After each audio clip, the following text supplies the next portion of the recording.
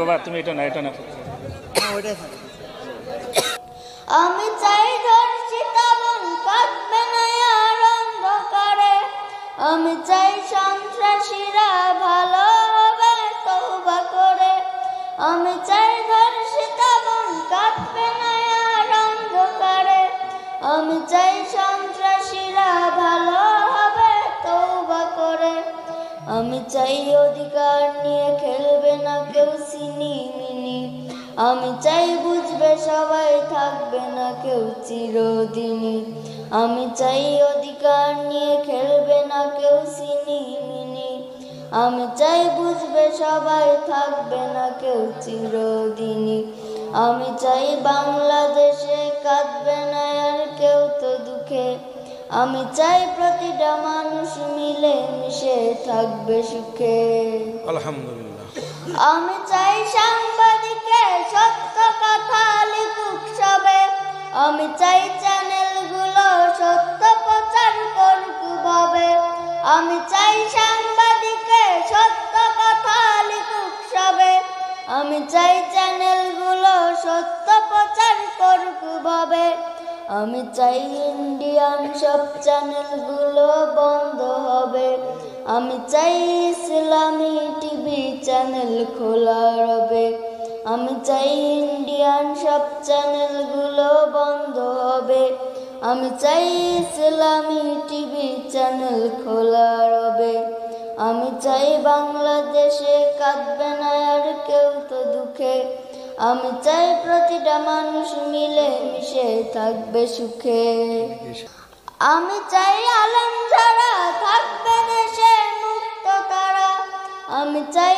মুফাসসিরের কণ্ঠে কোরআন শুনবে ধরা, আমি চাই আলেম যারা থাকবে দেশে মুক্ত তারা, আমি চাই মুফাসসিরের কণ্ঠে কোরআন শুনবে ধরা, আমি চাই বাংলাদেশে কাঁদবে না আর কেউ তো দুঃখে, আমি চাই প্রতিটা মানুষ মিলে মিশে থাকবে সুখে।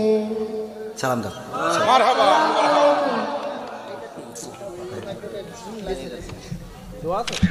কবির বিন সামাদ ভাইয়ের যে ছোট্ট ছেলেটা কয়েক কলি গজল বললেন আমাদের সামনে, এর ভেতরে আলেমরা মুক্ত থাকবে, মুফাসসিরদের কথা বলার জন্য পথ পরিষ্কার করে দেওয়া লাগবে। আশা করছি এই দুই লাইন সারা দুনিয়ায় ছড়াবে, বিশেষ করে বাংলাদেশের যারা দায়িত্বে আছে আমাদের কণ্ঠগুলো চেপে না ধরে কোরআনের সঠিক কথাগুলো উপস্থাপন করার সুযোগ আমাদেরকে দান করবে। সূরা আনফাল থেকে আমরা মাত্র একটা আয়াত পড়েছি, 2 নম্বর আয়াত। এখানে 3টা কাজের কথা আছে, পুরস্কারের কথা আছে 5টা। খুব ভালো করে শুনবেন। কাজ কয়টা বলেন? কাজ কয়টা? পুরস্কার আল্লাহ পাক বলেন ইন্নামাল মুমিনুনা আল্লাযীনা ইযা যুকিরাল্লাহু ওয়াজিলাত কুলুবুহুম। সত্যিকারের মুমিন, আল্লাহর দৃষ্টিতে আসলে মুমিন বলা হয় তাদেরকে যাদের সামনে আল্লাহর নাম উচ্চারণ হলে তাদের কলিজা কেঁপে ওঠে। আপনি রাজনৈতিকভাবে বিভিন্ন মতাদর্শ গ্রহণ করেছেন, এটা আমরা দেখতে পাচ্ছি, তো আপনি তো মুসলিম। আল্লাহর নাম যে উচ্চারণ করুক না কেন, ওটা যদি সঠিক পদ্ধতিতে হয়, শিরিক এবং কুফরি বেদাতি যদি সে ডাকের ভেতরে না থাকে, অবশ্যই আপনার অন্তরাত্মা কলিজা কেঁপে ওঠার কথা। আল্লাহর কথা তো ওই যে কি কাদরি বের হয়েছে চট্টগ্রামে, সেও বলতেছে জাহাঙ্গীর কিনার নাম যেন আমি জানি না, কবরের কাছে যে কলম পড়া নিচ্ছে, এটা মৃত মানুষের কাছে। বিশ্বনবী মুহাম্মদ রাসূলুল্লাহর জামানায় আমি এই 16 সালে গিয়েছিলাম হজে। ওই সময় একটা লোক কবরের কাছে দাঁড়িয়ে, তাও যেমন তেমন কবর না, মুহাম্মদ রাসূলুল্লাহ কবর, এখানে দাঁড়িয়ে হাত তুলে কি যেন বিড়বিড় করে চাচ্ছিলেন। পুলিশ তো ওর ভাষা বোঝে না, ওরে ডাক দিয়ে বলছে কি কি বলো। এই জায়গায় হাত তুলে কবরের কাছে বলা যাবে না, যদি কিছু বলার থাকে আল্লাহর ঘর কাবায় যাও, মসজিদে সেজদা দাও, আল্লাহকে নির্ভেজাল ভাবে মন থেকে ডাকো। ডাকার পদ্ধতি ওইটা। সুতরাং ডাক যারা দিচ্ছে, এই ডাকের ভেতরে যদি কোনো ধান্দা, উদ্দেশ্য, দুর্বিসন্ধি না থাকে, ওই ডাক শুনলে অবশ্যই মুমিন যারা, ঈমান যাদের ভেতরে যাররা পরিমাণও আছে, তাদের অন্তরাত্মা কাঁপবেই। আর যাদের ঈমান নেই, ওই মানুষগুলোর অন্তর কাঁপা দূরের কথা, ওদের বৃদ্ধি বাড়বে। শয়তানি তো আর বসে নেই। নবীজি কোরআনে কারীম শুনিয়েছিলেন আবু জেহেলকে এবং আবু বকর সিদ্দিক রাদিয়াল্লাহু তাআলা আনহুকে। দুইজনে তো আবু নাম দিয়ে শুরু। এক আবু কোরআন শোনার পরে তার ঈমান বেড়ে গেছে, আর এক আবু কোরআন শোনার পরে শয়তানি বেড়েছে। সুতরাং কোরআনের কথা শোনার পরে ঈমান যদি কারো থাকে, মাস্ট বি আল্লাহর ঘোষণা, তার ঈমান বাড়বে। আর আমি যতটুকু দেখতে পাচ্ছি, এখানে অন্য ধর্মের কোনো মানুষ মনে হয় আসে নাই। মুসলিম হিসাবে কোরআনের এই প্রথম আল্লাহর দৃষ্টিতে যদি আমি মুমিন দাবি করি, আমার অন্তরাত্মা কেঁপে উঠবে। ওয়াইদা তুলিয়াত আলাইহিম আয়াতুহু, যখন আল্লাহর তেলাওয়াত করা হয় আয়াত, তখন যাদাতহুম ঈমানা, তাদের ঈমান বেড়ে যায়। সুবহানাল্লাহ। কোরআনে কারিমে আল্লাহ জানিয়েছেন, ওয়াইদা সামিউ মা উনজিলা ইলার রাসূলি তারা আয়ুনাহুম তাফিদু মিনাদ দামি মিম্মা আরাফু মিনাল হক ইলা আখিরি আয়াত। সূরা মায়েদা 7 নম্বর পারার প্রথম নম্বর পৃষ্ঠার 83 নম্বর আয়াতে আছে।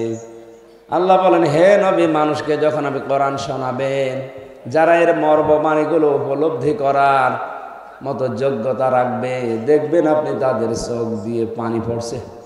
আমরা এসেছি আমাদের ঈমান যা আছে যেন আরো বেড়ে যায়।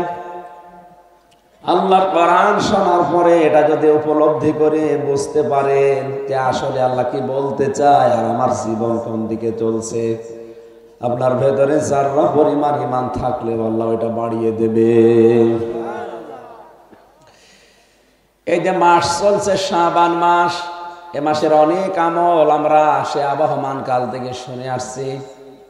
অনেকে নতুন নতুন ফতোয়া বের করছে যে শবে বরাত নামে যেটা আছে, নিসফে শাবান, এ বলে কিছু নেই। আমার দৃষ্টিতে আমি প্রায় 15টা হাদিস পেয়েছি, তাও নির্ভরযোগ্য।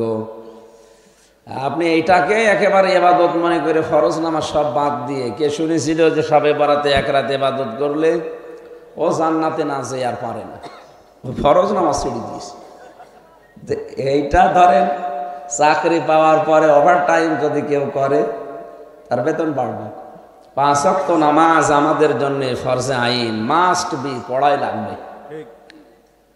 মা বোন যারা আছে, শুধু 3 দিন 5 দিন 7 দিন যে অসুস্থতা থাকে, এরপরে বাকি সময়টা নামাজে হেলা খেলা, নামাজে অলসতা করা যাবে না। আশা করছি আপনি মরণের আগ পর্যন্ত এই ওয়াজটা ভুলবেন না যে নামাজ মাস্ট বি, আমার পড়াই লাগবে। মুসলমানদের সামনে যদি নামাজের ওয়াজ করা হয়, তো আমাদের ইজ্জত থাকে না। যেন আশা করছি ফরজ নামাজ ছেড়ে দেবেন না। ফরজ নামাজ ছেড়ে দিলে আপনার দায়িত্ব আল্লাহ আর রাখে না, ছেড়ে দেয়। বলেন নাউজুবিল্লাহ।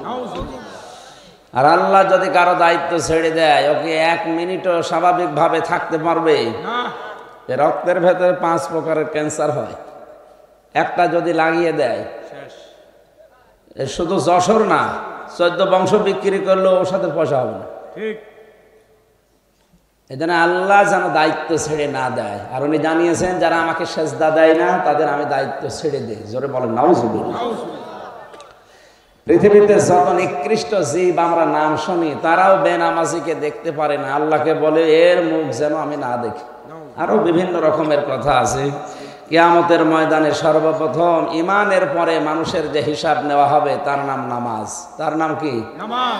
মুসলমান দাবি করেও যারা নামাজ পড়ে না, সে যে দল করুক জাহান্নামে যাবে। ঠিক, এটা তো আমি বানালাম নাকি? না। সূরা মুদাসসিরের ভেতরে আল্লাহ ঘোষণা দিয়েছেন, ক্বালু লাম নাকু মিনাল মুসাল্লিন। আল্লাহ পাক বলেন, জাহান্নামের দারোয়ান ফেরেশতা মালিক ওই জাহান্নামী মানুষদেরকে জিজ্ঞাসা করবে, তোমরা কেন আসলে? মা সালাকাকুম ফি সাকর। জাহান্নাম যে 7টা দরজা দিয়ে মানুষ প্রবেশ করবে, তার অন্যতম দরজার নাম এই সাকার। 4টা কাজ দুনিয়ায় যারা করে তাদেরকে আল্লাহ এই দরজা দিয়ে প্রবেশ করাবে। বলেন নাউজুবিল্লাহ। জাহান্নাম একটা, এর দরজা স্তর 7টা। এ গ্রামে প্রাইমারি স্কুল আছে, 1 থেকে 5 পর্যন্ত পড়ানো হয়। যে যেই ক্লাসে পড়ে ওই দরজা দিয়ে সে প্রবেশ করে। ক্লাস 1-এ পড়ে, সে যদি 5-এর দরজা দিয়ে প্রবেশ করে যে বসে, স্যার যদি লেকচার দেয় ও কিছু বুঝবে না। ওখানে উঠতে হলে এখনো 4 বছর লাগবে। পৃথিবীতে যে যেই ধরনের কাজ করবে আল্লাহ তাকে ওই দরজা দিয়ে জাহান্নামে প্রবেশ করাবে। এই ভুলটা যাদের আছে যে জাহান্নাম 7টা, জান্নাত 8টা না। জাহান্নামও একটা, জান্নাতও একটা। এর স্তর বা দরজা 7টা, 8টা, 100টা পর্যন্ত আছে। জান্নাতের দরজা আমরা 8টা বলে এতদিন অনেকে জানি। কোরআনে কারিমের ভেতরে আমি 100টার উপরে জান্নাতের স্তর বা দরজা পেয়েছি। বলেন সুবহানাল্লাহ।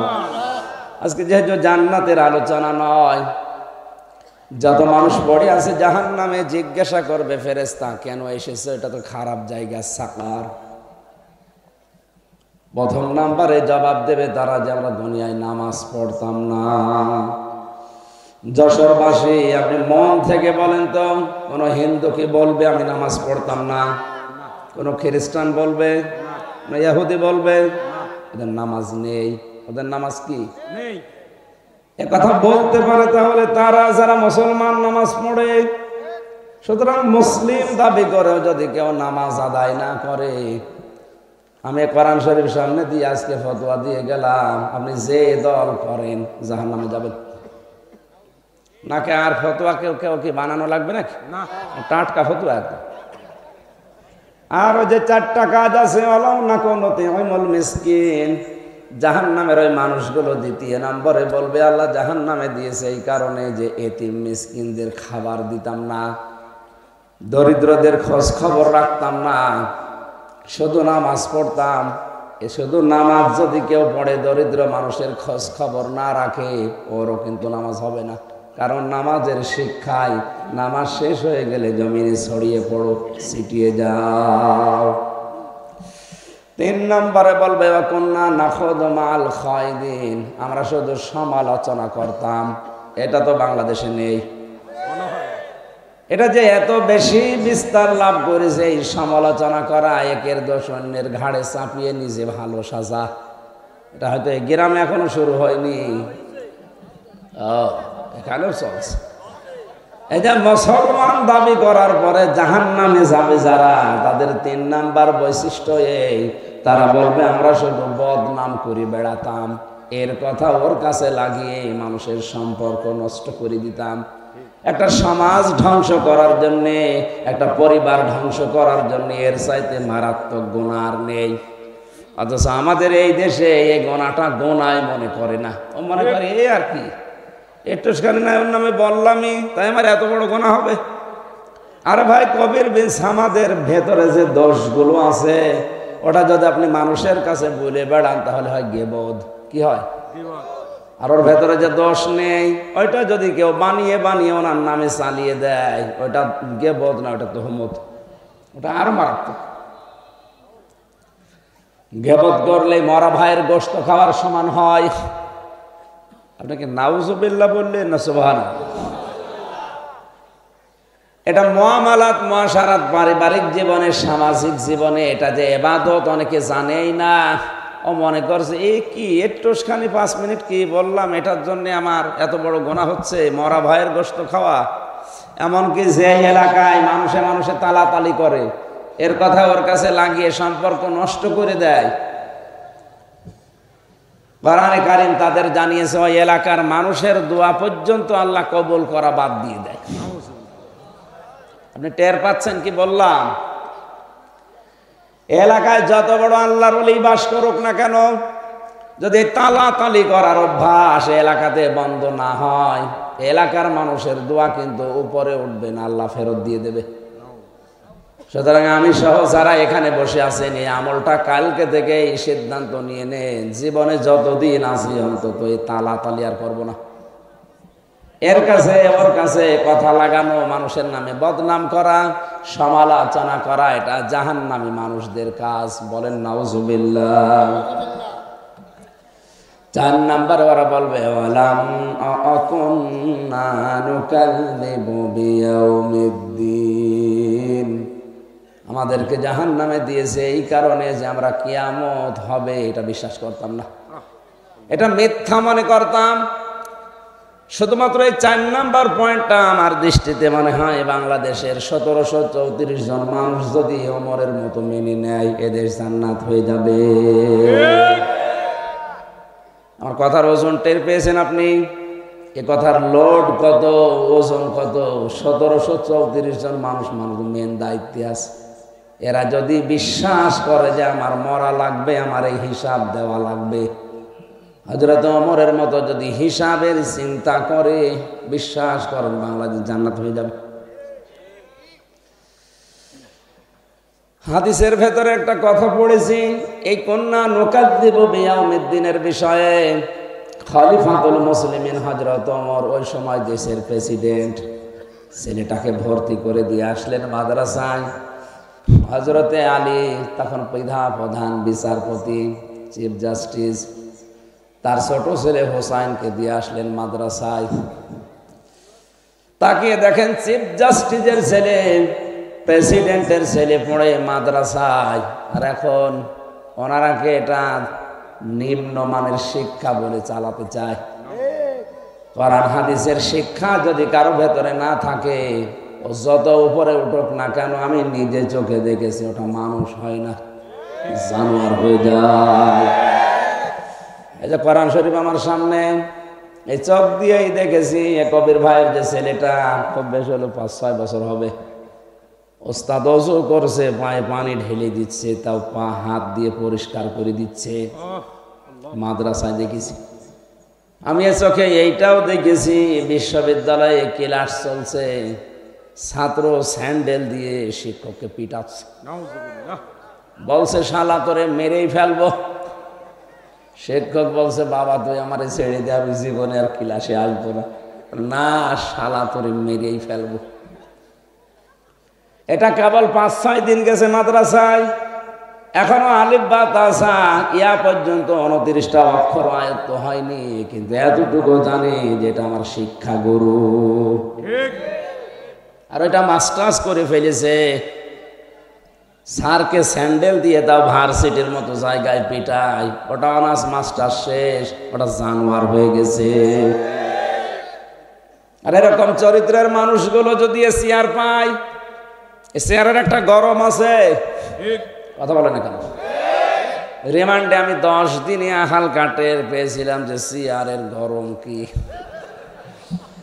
চেয়ারে যে যখন থাকে সে তখন গিয়ারে থাকে, উনি এতক্ষণ ছিল গিয়ারে ছিল, আমিও এতক্ষণ আছি গিয়ারে আছি, এই জন্য তো নামতে মনে চাচ্ছে না। না নেমে পড়বো আরেকটু ভাই। এখান থেকে আপনি হিসাব করে দেখলেন, এটার বয়স প্রায় 26 বছর, আর এটার বয়স 6 বছর। এ 6 বছরে মাত্র 3 দিন কোরআন হাদিস যতটুকু পড়েছে, বুঝেছে, কি আচরণ করেছে শিক্ষকের সাথে, আরো কি করেছে। এই যে জবাব দেওয়া লাগবে, এই টেন্ডেন্সি তৈরি করার জন্য হযরত ওমর, হযরত আলী দেশের সর্বোচ্চ জায়গায় থাকার পরও কোরআন পড়তে দিলেন ছেলেদেরকে। হযরত হোসাইন টেবিলের উপর থেকে কলম ফেলে দেয়, ডাক দিয়ে বলে আব্দুল্লাহ তুলে দাও।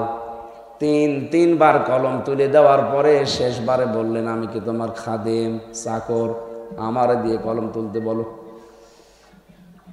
হযরত হোসাইন ওই সময় বলেছিলেন আব্দুল্লাহ তুমি তো শুধু চাকর না, তুমি তো শুধু খাদেম না, তুমি খাদেমের বাচ্চা, খাদেম, তোমার বাপও খাদেম।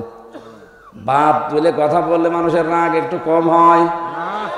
একবারে বাড়িতে গিয়ে বলছে আব্বা আমি আর পড়বো না, আমারে গালি দিয়েছে ক্লাসের ভেতরে, তুমি যদি বিচার না করো তো ঠিক আছে, বিচার এখন না, জমার দিন করব। জমার দিন খুতবা দিচ্ছিলেন হযরত ওমর, ডাক দিলেন, হোসাইন আসো? বলে হ্যাঁ, এদিকে আসো। তুমি আমার সন্তান আব্দুল্লাহকে চাকরের বাচ্চা চাকর, খাদেমের বাচ্চা খাদেম বলে গালি দিয়েছো? হ্যাঁ দিয়েছি। কেন দিলে? আমার ভাইরা, হযরত হোসাইন ভরা মজলিসে ওই সময় বলেছিলেন, খলিফা আপনি বুকে হাত দিয়ে বলেন তো, আপনি কি আমার নানার খাদেম ছিলেন না? হযরত ওমর কেঁদে ফেললেন, কথা তার বন্ধ হয়ে গেছে। ডাক দিয়ে বলে, হোসাইন হ্যাঁ আমি তোমার নানার খাদেম ছিলাম, এই কথাটা একটু লিখে দাও। খেজুরের পাতা নিয়ে এসেছে, উনি লিখে দিলেন, আমি হোসাইন নিজে দেখেছি ওমর আমার নানার খেদমত করছে, আমার নানার খাদেম ছিল, এটা আমি লিখে সই করে হোসাইন ইবনে আলী এই নেন। হযরতে ওমর ওটা সোনা খেলেন, সন্তানদেরকে বললেন বিচার হয়ে গেছে, বাড়ি চলে যাও। আব্দুল্লাহ ছোট মানুষ বলে, আব্বা তুমি তো এখন বিচার শুরু করনি, কিভাবে হয়ে গেল? হযরত ওমর বলে, সন্তান যে বিচার করে দিয়েছি দুনিয়া না, মরণের পর কাজে লাগবে। আমি যখন মারা যাব এই কাগজটা আমার কাফনের ভেতরে লাগিয়ে দিও। কিয়ামতের ময়দানে আল্লাহ যখন আমাকে ডাকবে জীবনের হিসাব নেওয়ার জন্যে, জীবনের কিছু যদি কবুল না হয় কাগজটা তুলে দেখাবো, আল্লাহ তাকিয়ে দেখো তোমার নবীর নাতি লিখে দিয়েছে আমি নাকি নবীর খাদেম ছিলাম। এই ওসিলাই হলো তুমি আমাকে আজকে মাফ করে দাও।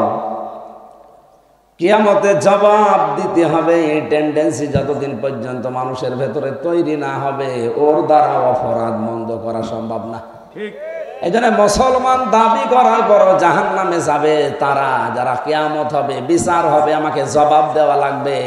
আজ আমি মিথ্যা মামলা দিয়ে যারা দাঁড় করিয়ে রেখেছি, ও একদিন আমার বিপক্ষে আল্লাহ নিজে ওকে দাঁড় করাবে। কোরআনের সবচাইতে ভয়ঙ্কর আয়াত আমার কাছে সূরা শূরা 25 নম্বর পারা 6 নম্বর পৃষ্ঠা 13 নম্বর লাইনের 42 নম্বর আয়াতটা আমার দৃষ্টিতে মনে হয়, আপনি দেখেন তো আপনার কাছে কেমন লাগে। ইন্নামাস সাবিলু আলাল্লাযীনা ইয়াযলিমুনান নাস। আল্লাহ পাক বলেন, অবশ্যই আমি মামলা দায়ের করব, কেস করব, অভিযোগ দেব তাদের বিরুদ্ধে যারা মানুষ হয়ে মানুষের বিরুদ্ধে অত্যাচার করে, জুলুম করে। শব্দরা আলেম যারা আছে, ইয়াজলিমুন আল মুসলিমুন আল্লাহ দেয়নি, ইয়াজলিমুন আন নাস। ওই লোকটা যদি কিছু নাও বলে, আমি নিজে আল্লাহ মামলা করব। এই আয়াত অনুযায়ী বাংলাদেশে আজ হাজার হাজার মুসলমান আল্লাহর মামলার আসামি এখানে নেই। এখন যদি বলেন কই আমার হাতে তো কিছু নেই, আমি অত্যাচার করবো কি দিয়ে? কেন? আপনি বাড়িতে কুল্লুকুম রাঈন ওয়া কুল্লুকুম মাসউলুন আন রাইয়াতিহি। নবীজি বলেন প্রতিটি মানুষ দায়িত্বশীল, কিয়ামতে 600 দায়িত্ব সম্পর্কে তাকে জিজ্ঞাসা করা হবে। সুতরাং আপনি আপনার স্ত্রীর, সন্তানের, মা বাবার এদের দায়িত্বে আছেন, এদের ওপরে কোনো ক্রমে যেন জুলুম হয়ে না যায়। তাহলে আপনি আল্লাহর মামলার আসামি। শব্দটা অনেক ভারী না? ঠিক। আমার বিরুদ্ধে যদি গ্রামের কোনো পা ফাটা লোক বা গরিব মানুষ মামলা দিত, আমার মনে হয় 3 বছর জেলে থাকা লাগতো না। ওরে যা চাইতো তাই দিয়ে আমি বের হয়ে চলে আসতে পারতাম। কথা বলেন না কেন? কারণ আমি যেখানে ছিলাম আপনারা জানেন, সারা বাংলাদেশে তাদের শ্রেণী আকিজ গ্রুপ, নাম শোনেননি? যশোরের এখন ভাইও তো আছে। তাম পৃথিবীর মালিক যিনি, তিনি বাদী হবে আপনার বিরুদ্ধে। পেছনে খোঁজ নিয়ে দেখেন, হাত তালি দিচ্ছে,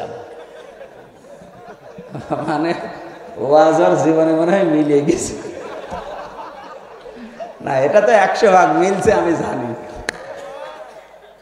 তাহলে মুসলমান দাবি করার পরে যারা কিয়ামতে জবাব দেওয়া লাগবে এটা বিশ্বাস করে না, এ কোথায় যাবে? এই হিসাবে বাংলাদেশের মানুষ জাহান্নামে যাবে কম না বেশি? আল্লাহ যেন বেশির ভেতরে আমাদেরকে না ফেলেন, বলেন আমিন। কোরআনের এই আয়াতে কাজ ছিল ইমানদার যারা এই মানুষগুলোর সামনে যদি আপনি কোরআন পড়েন, আল্লাহ বলছেন যদি উপলব্ধি করার ক্ষমতা রাখে, দেখবেন হে নবী ওর চোখ দিয়ে পানি পড়ছে।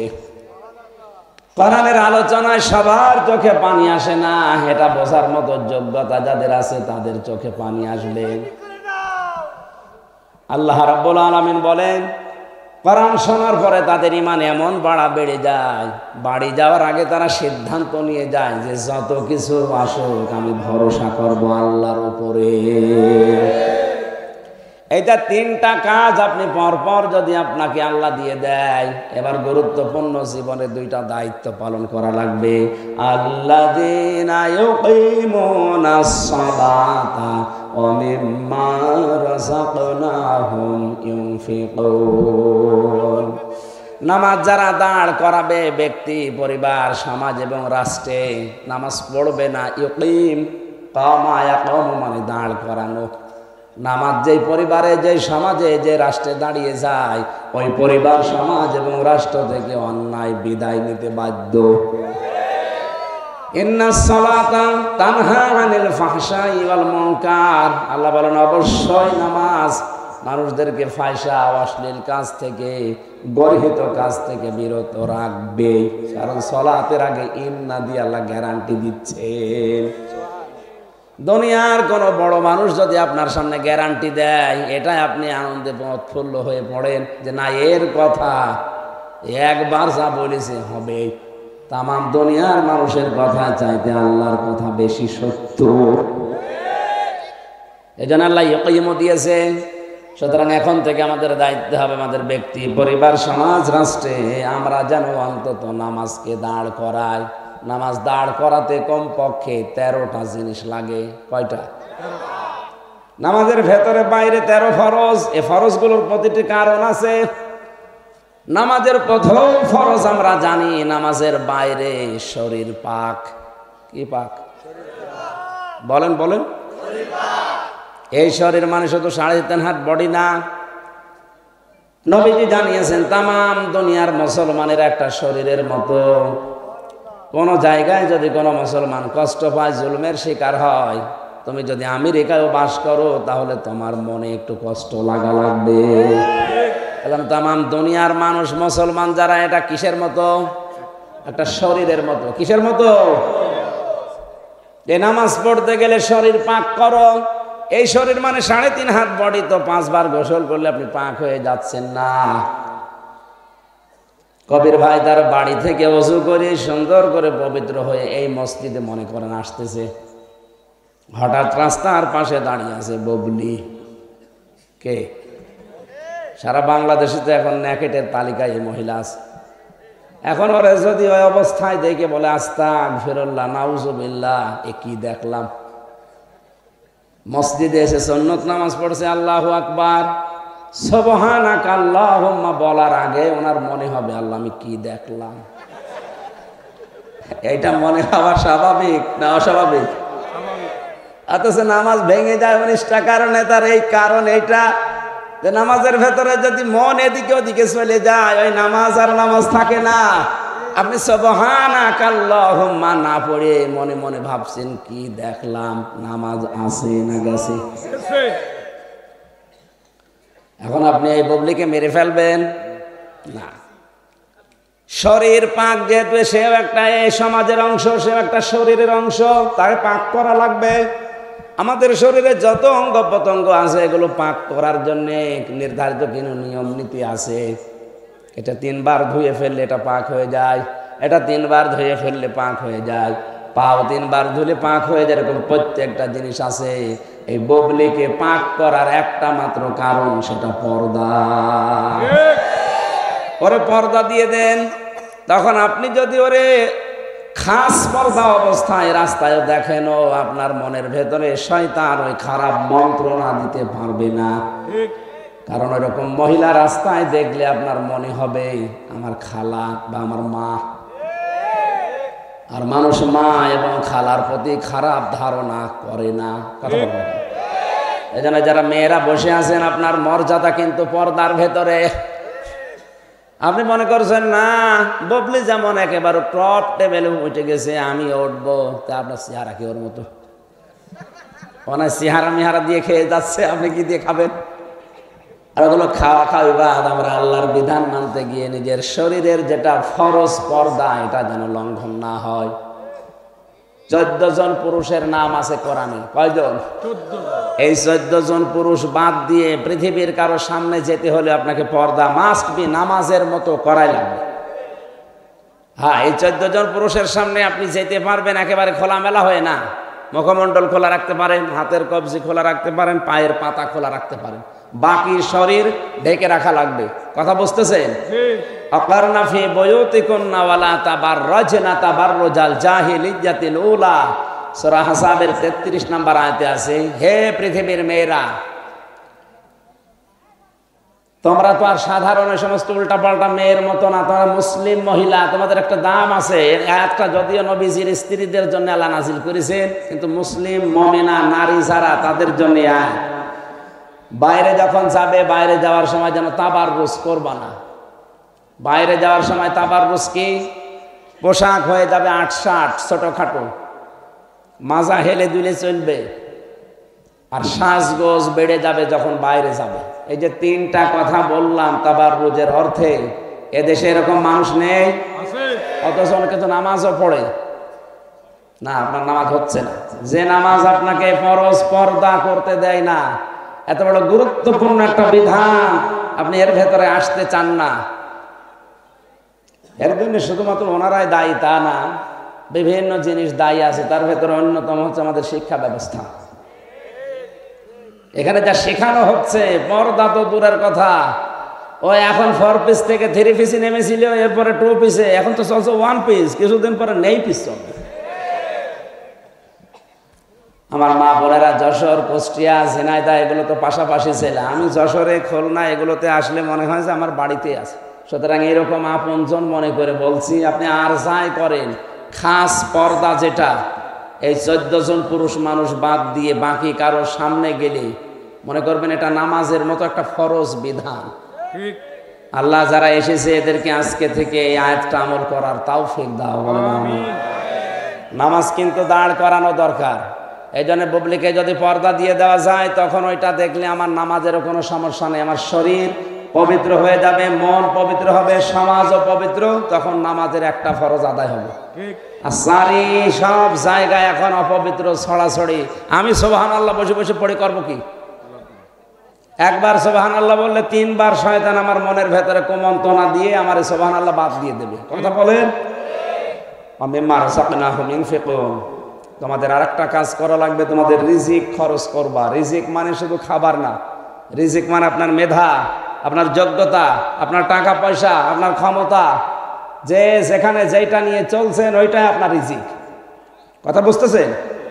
এই এলাকা থেকে বিনা কারণে একজন মানুষকে পুলিশে এসে ধরে নিয়ে যাবে।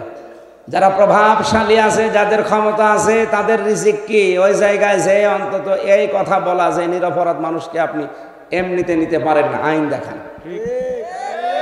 এটা হয়তো যারা দায়িত্বে আছে তারা বলতে পারবে। কথা বলেন ঠিক কিনা? এরা যদি এই কাজ না করে, আরো রাতের বেলা কায়দা করে ধরিয়ে দেয়, 5 দিন পরে নিজেই আবার ছাড়িয়ে নিয়ে আসে, মাঝখান থেকে 2 লাখ টাকা পরিবারের কাছ থেকে হাদিয়া নেয়। বলেন রিজিকই আমরা বুঝি না। রিজিক মানেই মনে করে রুটি না খাবার।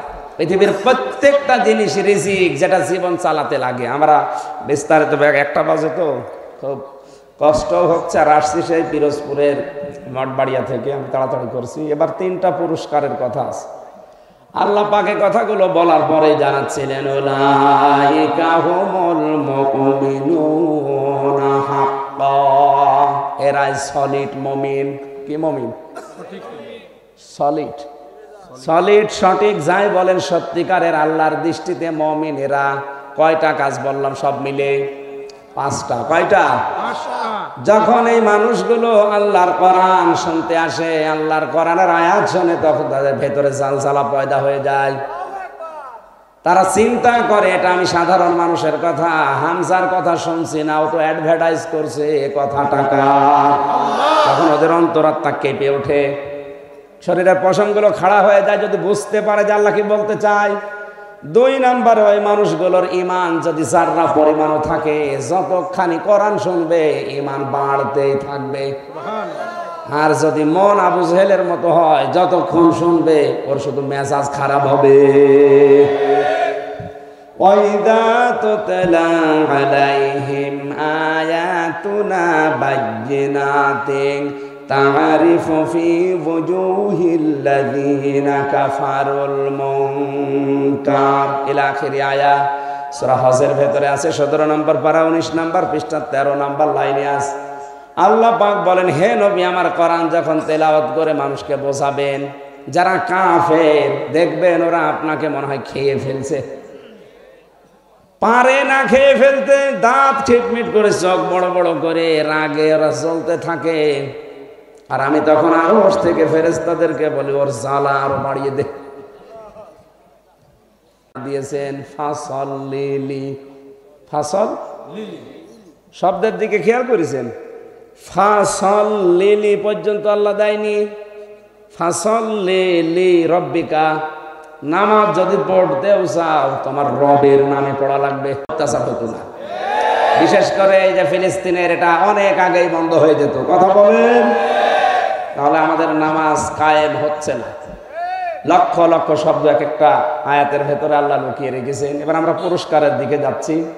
যেহেতু এরা সলিড মুমিন, এদের প্রথম পুরস্কার লাহুম দারাজাতুন ইনদা রাব্বিহিম, এদের মর্যাদা তাদের রবের কাছে এক ধাপ বেড়ে গেছে। আমাদের আর যায় আছে মাগফিরাতুন, 2 নাম্বার আল্লাহ তাকে মাফ করে দেবে। রিজকুন কারীম, 3 নম্বরে সম্মানজনক রিজিক মানে জান্নাত। সম্মানজনক রিজিক মানে কি? জান্নাত। এটা আল্লাহ তার জন্য বরাদ্দ করে দেবে। বিশ্ব নবীকে আল্লাহ বরাদ্দ করেছিলেন কি? কাউসার। কি? কাউসার। ইন্না আতাইনা কাল কাউসার, হে নবী আপনাকে আমি কাউসার দিয়ে দিলাম। কাউসার মানে মনে করে ওই হাউজে কাউসারের পানি। কাউসার শব্দের ভেতরে 99টা পয়েন্ট আছে, তার ভেতরে অন্যতম হচ্ছে শাফাত। শাফাত করার সুযোগ বিশ্ব নবীকে আল্লাহ দেবেন। এরকম অনেকগুলো তাফসিরে আছে। কাউসার মানে শুধুমাত্র এই পানি না, কাউসার মানে সন্তানাদি, কাউসার মানে শাফায়াত করার ক্ষমতা, কাউসার মানে আপনার যোগ্যতা, মেধা, বাস্তবতায় যা লাগে উপরে উঠতে, সবগুলো কাউসার। এগুলো আমি দুনিয়ায় দিয়েছি, আর কিয়ামতে এই হাউজে কাউসারের একচ্ছত্র মালিকানা আপনার নামে আমি লিখে দিলাম। এই জন্য ওই সম্মানিত রিজিক পাওয়ার জন্য এই 3টা পুরস্কার আল্লাহ যাদেরকে দেবেন, এই কাজগুলো আমাদেরকে দেওয়া, বাস্তব জীবনে করা তৌফিক দেন। আমি চালাতে বললে আমি ঘন্টা 2, 4, 5 চালাতে পারবো, কিন্তু মনে হয় ঠিক হবে না। এখন 1টা বাজে, এরপরে তাহাজ্জুদ পড়া লাগবে কিছুক্ষণ পরে, এরপরে ফজরের নামাজ, এরপরে কর্মজীবন আছে। চারিদিক থেকে তাকিয়ে, আর আমার যে জার্নি আজকে, বাবা বাবা, আমি মাপ চাচ্ছি, কণ্ঠ সেরকম সাপোর্ট দিচ্ছে না। আগামীতে যদি সুযোগ পায় আর আপনারা যদি নিয়ে আসেন, ইনশাআল্লাহ তখন আমি আরেকটু আগে উঠে কথা বলবো। বারাকাল্লাহু লানা ওয়া লাকুম ফিল কোরআনিল আযীম। আজকে ডবল মাহফিল ছিল তো, বাগেরহাটে একটা, পিরোজপুরে একটা। শুধু কবির ভাই, আমি তো জানতামও না, পরে যে মোহসাইনকে মানে কল দিয়ে এখানে নিয়ে এসেছে। আমি গাড়িতে ঘুমিয়েছিলাম, ঘুম থেকে উঠে দেখছি যশোর। আল্লাহুম্মা আমিন। আল্লাহুম্মা আমিন। ربنا ظلمنا أنفسنا وإن لم تغفر لنا وترحمنا لنكونن من الخاسرين رب العالمين। সারা জীবন অপরাধ করে জীবনটা নষ্ট করে ফেলেছি। হাত উঠায় কথা বলবো ভয় করে, লজ্জা করে। জীবনের অপরাধের দিকে তাকালে কিছুই দেখা যায় না, জীবন খাতার দিকে তাকালে শুধু অন্ধকার মনে হয়। যত পাপ আমরা দুনিয়ায় করেছি, কোনো মানুষ যদি গণনা করে শেষ করতেও পারবে না। শরীরে যদি লেখা থাকতো গুনাহগুলো, মানুষ আমাদের কুকুরের মতো ঘৃণা করত। যেভাবে তুমি গোপন রেখে দিয়েছো, কেউ জানে না কোনো পাপের খবর। কিয়ামতে কোটি কোটি মানুষের সামনে তুমি আমাদের সাত্তার নামের ওসিলায় ক্ষমা করে দিও। এই পাপগুলো তুমি মেহেরবানি করে নামটার ওসিলায় গোপন রেখে দিও। যত গুনাহ করিয়াছি গোপনে, মাফ করে দাও আল্লাহ তুমি নিজ গুণে। তুমি যদি মাফ না করো বান্দাকে, বলো তোমার বান্দা যাবে কার কাছে? আদর করিয়া মানুষ আল্লাহ বানাইয়া, কেমনে দিবা জাহান্নামে ফেলিয়া। আল্লাহ তাআলা যশোর জেলার ঝিকরগাছা নবগ্রাম মসজিদ কমিটি, এলাকাবাসী এবং বিদেশিরা মিলে যে মাহফিলের আয়োজন আজকে করেছে, পরিসরে ছোট্ট হলেও এটাকে তুমি প্যারেড ময়দানের মতো কবুল করে নাও। যারা আলোচনা রেখেছেন, বিশেষ করে যার মাধ্যমে এসেছি, শ্রদ্ধাভাজন বড় ভাই কবির বিন সামাদ, তার জীবনের ভালো কাজগুলো মঞ্জুর করো। অন্যায় যেগুলো আছে মানুষ হিসাবে আল্লাহ তোমার গাফফার নামের খাতিরে ক্ষমা করে দাও। তার বাবা একজন আলেম ছিলেন, আল্লাহ তাআলা আলেমের সন্তান হিসাবে তোমার আলেম বান্দাকেও কবরে মাফ করে দাও। তার মাকে ক্ষমা করো, তার স্ত্রী সন্তান যেগুলো দিয়েছে দুনিয়ায় সয় সালামতে রাখো। যে যুবকগুলো এই মাহফিলের আয়োজনে শ্রম দিল, আমার রকি ভাই, মারুফ ভাই, ডাক্তার সাহেব সহ নাম না জানা যত মানুষ কোরআনের জন্যে এত রাত পর্যন্ত বসে আছে, এদেরকে একেবারে খালি হাতে ফেরত দিও না। মাথা নিচু করেন, চক্ষু বন্ধ করেন। আল্লাহুম্মা লা তারুদ্দানা খায়বিন, আল্লাহুম্মা লা তারুদ্দানা খায়বিন। আল্লাহ একেবারে খালি হাতে ফেরত দিয়ে দিলে তোমার নামের একটা বেইজ্জতি হবে। মেহেরবানি করে যার যা কামনা বাসনা যায় যা সেগুলো পূর্ণ করে দাও।